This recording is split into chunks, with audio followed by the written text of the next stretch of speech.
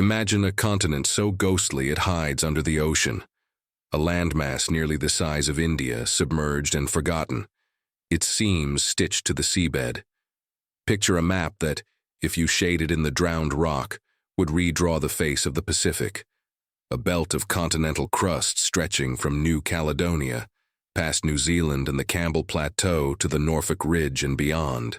That phantom land is Zealandia, a near continent so thoroughly submerged you can't visit it by plane or foot, only by ship, seismic echo, drill core, and the patience of scientists. The story of how we discovered and defined it is one of the great scientific adventures, mapping the half of Earth we barely know. Zealandia first revealed itself not in dazzling images but in the stubborn details geologists obsess over. Rock types, gravity anomalies, the thickness of crust under the waves. The name Zealandia was coined by geologist Bruce Leuendijk in 1995 as a convenient label for fragments in the Southwest Pacific. He didn't mean to announce a new continent, just a continuous crustal region that didn't fit old boxes. But the idea stuck. What if those fragments were evidence of a single, coherent chunk of continental crust, an eighth continent hiding in plain sight? It took decades for the idea to harden into consensus. In 2017, a team of geologists laid out the evidence and argued that Zealandia meets the criteria for a continent: distinct geology, thicker crust than ocean floor, a defined area, and elevation higher than the surrounding terrain. By those measures, Zealandia is continental crust, not a scatter of islands. Just 5 to 6% of its 4.9 million square kilometers peaks above water as New Zealand and New Caledonia. The rest lies drowned beneath the Pacific. Those figures, the area and near total submergence, made the world sit up. Zealandia is almost an entire continent underwater. How did it go missing? The answer is a geological slow-motion heist that unfolded over tens of millions of years. Zealandia was once part of Gondwana, the southern supercontinent that included Antarctica, Australia, Africa, India, and South America. Around 85 million years ago, tectonic stretching and rifting began between what's now Australia and the block that became Zealandia. Much of that crust sank as it thinned, sea levels rose, and buoyancy shifted. Huge swaths of land slipped below sea level, leaving only the highest peaks as islands. Zealandia didn't shatter, it sank in slow stages. Defining Zealandia wasn't just semantics, it required exploration. Scientists combined satellite gravity maps, seismic surveys, and ocean drilling to probe the structure beneath the waves. Gravity anomalies revealed thicker crust where continents should be. Seismic lines traced sediment and basement rock, and drilling cores confirmed continental minerals and ancient ages, not oceanic basalt. That physical evidence turned hypothesis into a map. Zealandia has continental basement rocks, a sedimentary blanket recording ancient climates, and a coherent geological story linking its pieces. What does Zealandia teach us? First, it rewrites scale. At 4.9 million km2, it's larger than India. A vast area of continental crust underwater, holding records of Earth's past climate, ecosystems, and tectonic drama. Second, it reframes biogeography.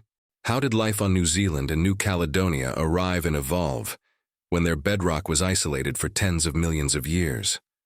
Fossils and DNA hint at ancient survivors, lineages that persisted through isolation and changing seas. Third, Zealandia gives us a natural laboratory to study continental breakup and why some crust floats while other crust sinks. Each kilometer of sediment preserves traces of shifting seas, vanished rivers, and slow continental drift. Exploring Zealandia is both science and spectacle. Mapping the deep seabed means deploying sonar for bathymetry, towing seismic receivers to image subsurface layers, and lowering coring devices to extract sediment. The International Ocean Discovery Program, IODP, and national surveys have drilled Zealandia's margins, revealing its age, composition, and climate history. Those cores tell of coastal plains turned to deep-sea mud, volcanic bursts that peppered the crust, and shifting ocean gateways. Each drill hole is like a time-lapse camera into Earth's memory, but exploration is costly and slow. The ocean is vast, ships are expensive, and the work demands precision. Seismic surveys need calm seas. Drilling requires funding cycles that stretch over years.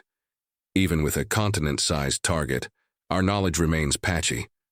For a species used to instant data, deep-sea geology feels almost Victorian in its patience. Months for a core, years to analyze fossils and isotopes.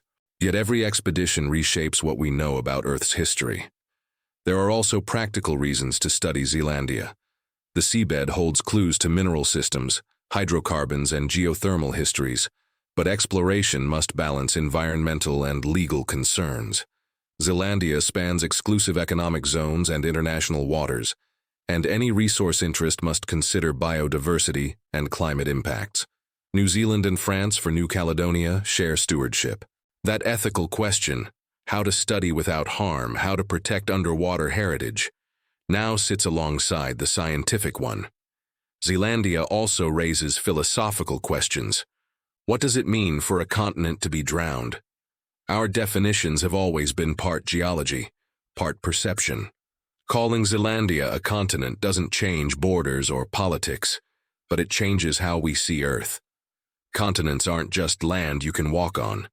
They're crustal stories that continue beneath the sea.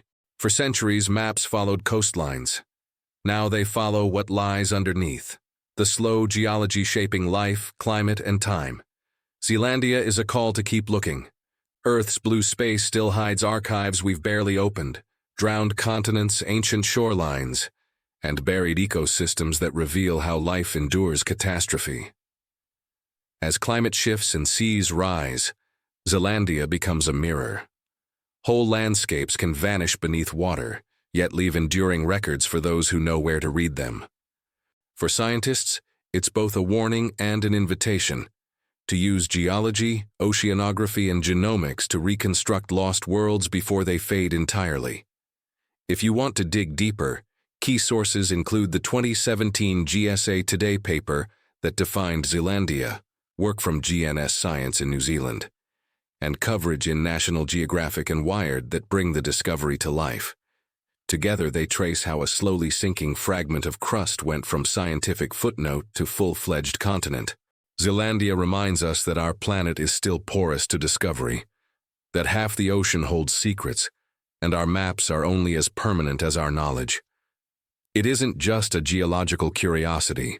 It's a story of seeing differently, of using patient tools to rewrite geography, of reading rocks instead of road signs, and understanding that much of Earth's grandeur hides beneath the waves. The more we look, the more the lost continent stops being lost, and starts teaching us how the planet truly changes, slow as a glacier and relentless as the tide. If that fascinated you, hit like, subscribe, and tell us in the comments, which submerged secret should we explore next? For more reading, check the GSA Today special on Zealandia, resources from GNS Science, and pieces in National Geographic and Wired. They'll take you deeper into the science and the thrill of discovery.